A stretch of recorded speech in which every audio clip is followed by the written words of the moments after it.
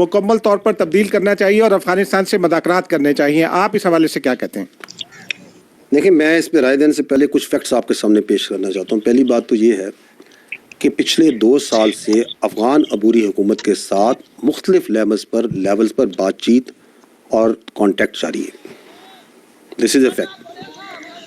और जैसे मैंने अभी पहले भी अर्ज़ किया कि हम उनसे एक ही बात कर रहे हैं कि पाकिस्तान और अफ़गानिस्तान दोनों बरादर पड़ोसी इस्लामी मुल्क हैं, और ये कि अफ़गान अबूरी हुकूमत दहशतगर्दों को, फितना अल ख़वारिज को पाकिस्तान के ऊपर मुकद्दम ना रखे।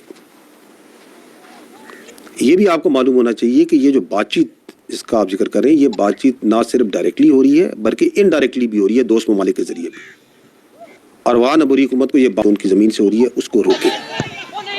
जो अफ़गान, अभी मैंने आपको बताया कि कितने अफ़गान जोन से हैं जो दहशतगर्दी में मुलव्वस थे, जो खुद कुछ बम्बार भी थे, पकड़े गए, कितने जन्नत हासिल हुए। तो हम उन्हें कहते हैं कि ये जो अफ़गान हैं, इनको आप कंट्रोल करें कि ये दहशतगर्दों के साथ शामिल होकर पाकिस्तान के अंदर आके दहशतगर्दी ना करें। इन अफ़गान खुद कुछ बम्बारों को कंट्रोल करें।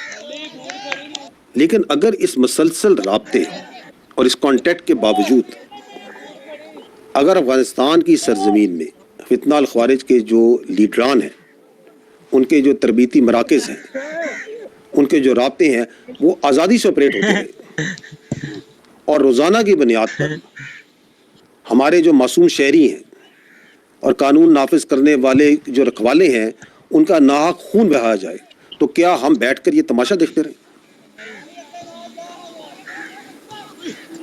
मैं आपसे ये जो आपने जिक्र किया अपना, तो ये जो दोगली सियासत का ये जो प्रचार करते हैं, मैं उनसे एक सादा सवाल करता हूँ कि आज से ठीक 6 दिन पहले 21 दिसंबर 2024 को जनूबी वज़ीरिस्तान में 16 FC के जवान फितना अल ख़वारिज से जवामदी से लड़ते हुए शहीद हुए।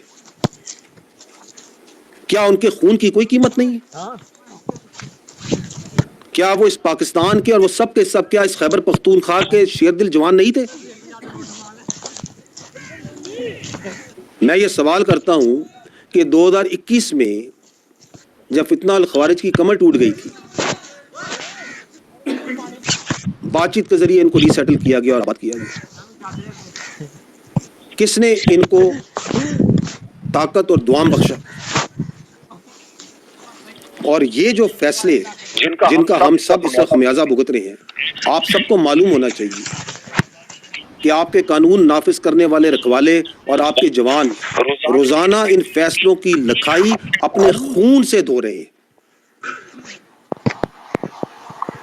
और मैं आपसे ये सवाल भी करता हूं कि अगर कोई फरीक अपनी गुमराह सोच और अपनी मर्जी मुसल्लत करने पर तुला हो तो उससे क्या बात करें? अगर इस तरह के हर मसले का हल बातचीत में होता तो फिर दुनिया की तारीख में कोई जंग जदल नहीं होता, कोई गज़वात और मुहम्मात नहीं होती। हमें ये जानना चाहिए कि जो मुसलमान है और हर गैरतमंद मुहिब वतन शहरी अपने वतन पर और अपनी आज़ादी पर कोई समझौता नहीं करेंगे। और ये जो आपने जिक्र किया, ये जो तल्ख हकीकत और तजर्बा जिससे हम गुजरे, उससे गुजरने के बावजूद भी अगर कोई लीडर और सियासी शख्सियत ये कहे, तो ऐसी शख्सियत जो कि इस सलाहियत से आरी हो कि वह अपनी गलती से कोई समझे और जो ये समझता हो कि उसे हर चीज़ का मुकम्मल इल्म है, तो ऐसे रवैयों की कीमत पूरी कौम अपने खून से चुकाती है और हम कर रहे हैं। ये जो सो कॉल्ड पॉलिसी थी बातचीत की और रीसेटलमेंट की, उसका खमियाजा आप और हम सब भुगत रहे हैं। और ये जो अब तकरार की जा रही है, कम से कम ये बात तो मुकम्मल तौर पे ये वाज़े करती है कि 2021 में भी किसकी जिद थी कि इनसे बातचीत करके इनको रीसेटल किया जाए। और उस जिद का जो कीमत है वो पाकिस्तान और बिलखसूस खैबर पख्तूनख्वा अदा कर रहा है। ज़रूरत तो इस अमर की है कि हम اس حساس انتہائی اہم جانوں سے جڑے ہوئے یہ جو مسئلہ ہے کاؤنٹر ٹیررزم کا، اس پہ پالیٹکس اور کنفیوژن اور بیانیے نہ بنائیں، وہ بہن سے کدن چل گئی. اور خیبر پختونخوا میں گڈ گورننس پہ توجہ دیں. میں نے آپ کو پہلے بھی کہا کہ یہ گورننس کے جو گیپس ہیں یہ ڈیلی ہم اپنی قربانیوں سے، اپنے شہداء کے خون سے پورا کر رہے ہیں. اس پہ سیاست کھیلی جائے. Why not focus on good governance? Why not address those issues جن کی وجہ سے وہاں پہ احساس محرومی اور ٹیررزم کے لیے فیسیلیٹیشن ہو رہی ہے؟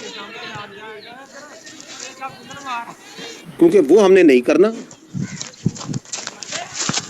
تو اس لیے اس پہ سیاست کی جائے. اور آئی تھنک